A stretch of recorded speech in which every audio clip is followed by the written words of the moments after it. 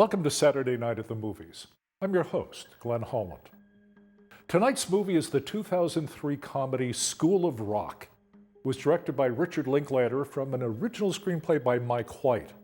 School of Rock stars Jack Black, Joan Cusack, Mike White, and Sarah Silverman, with a supporting cast of young actors and musicians, notably child actress and singer Miranda Cosgrove. Dewey Finn is a guitarist with no vacancy, a heavy metal rock group auditioning for a place in an upcoming battle of the bands. A dyed-in-the-wool metalhead, Dewey augments his guitar work with rock star posturing, including an ill-advised stage dive into the crowd that brings No Vacancy's set to a sudden halt. Back at the apartment he shares with his friend and former bandmate Ned Schneebly, Ned's girlfriend Patty berates Dewey as a loser who takes advantage of Ned's good nature while stiffing him on the rent. She tells Dewey to take Ned as an example. Ned has given up on his dreams of rock and roll to become a substitute teacher while working towards his teaching degree. Ned reluctantly agrees with Patty's ultimatum that Dewey has to come up with the rent money he owes Ned or move out of the apartment. When Dewey arrives for a rehearsal with his band, the other members tell him they're fed up with his stage antics and fire him. Desperate for money, Dewey tries to sell some of his equipment with little success. But he then intercepts a call intended for Ned, offering him a long-term substitute teaching job at the prestigious Horace Green Prep School. Dewey pretends to be Ned and accepts the job. At the school, the uptight principal, Rosalie Mullins, introduces Dewey to his fifth grade students, who are confused by his casual demeanor, his anti-establishment attitude, and his total lack of practical teaching skills. Dewey's content to allow the class to have recess all day, every day, until he happens to overhear the students performing during a music class. Their talent and instrumental skills inspire Dewey to devise a new plan: to teach his fifth graders how to play hardcore rock and roll and form them into a group that will give him another chance at entering and winning the Battle of the Bands. Jack Black described the origins of School of Rock with pop music critic Jim DeRogatis of the Chicago Sun-Times shortly before the film premiered in the fall of 2003. He said, "Mike White called me and said, 'Hey, I'm thinking about a movie for you where you'd be a substitute teacher and a frustrated rocker, a failed musician kind of searching for your niche in the world of rock, and you end up teaching these kids your magical music.'" He was loosely basing it on the Langley School Project, that cult CD of a teacher in the 70s teaching grade schoolers these classic rock grades. I thought that it was an amazing idea.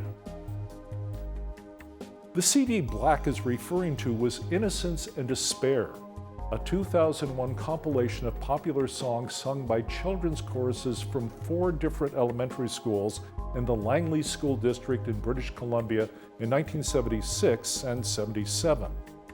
The music teacher who recorded them, Hans Fenger, later said, "I knew virtually nothing about conventional music education and didn't know how to teach singing. Above all, I knew nothing of what children's music was supposed to be. But the kids had a grasp of what they liked: emotion, drama, and making music as a group. Whether the results were good, bad, in tune, or out was no big deal. They had elan." Copies of the recordings made in the mid-70s were discovered by a collector in a thrift shop in 2000. He passed them on to a promoter of outsider music, and after many rejections, the songs were released on a CD. The album made many Best of the Year lists in 2001's. Fred Schneider of the B-52s, one of the many musicians who praised the album, described it as a haunting, evocative, wall of sound experience that is affecting in an incredibly visceral way. From this initial inspiration, Mike White crafted School of Rock into a film comedy designed specifically for Jack Black's distinctive personality and comic abilities. Black said in an interview with Indie London when the film premiered in the UK, You know, it makes it easier if a film has a really good writer who knows you well and writes it in your voice. I like to say that he's like a tailor who tailored me a suit of heavy metal armor so I could go in battle and conquer and slay the giant wildebeest. In an article in the Chicago Sun-Times, pop music critic Jim DeRogatis described what director Richard Linklater was looking for when selecting the young performers whose talents would be so prominently on display in School of Rock. He wrote, "In casting the students, Linklater, who's known for the gritty rock and roll feel of Slacker and Dazed and Confused, opted to look for bona fide musicians rather than young actors who'd pretend to play their instruments." Using young musicians who really knew their stuff not only gave School of Rock some necessary authenticity, love for music was also one of the primary bonds between them and star Jack Black, himself a working musician with his satirical acoustic metal duo Tenacious D. Black would jam with the kids while the crew was setting up shots. "I was never the taskmaster who would say, 'Stop goofing around, you guys, and let's get back to serious work,'" he later recalled. "I was always sort of goofing around with them, and then someone else would have to scold us." Black admitted he also personally benefited from the experience. "I picked up a few things from them about how to play my instrument. I communicated more rock intensity. That was my strong suit." He also said of his young colleagues, "With these guys, we were really a band and shared the load and the terror and the glory for hours."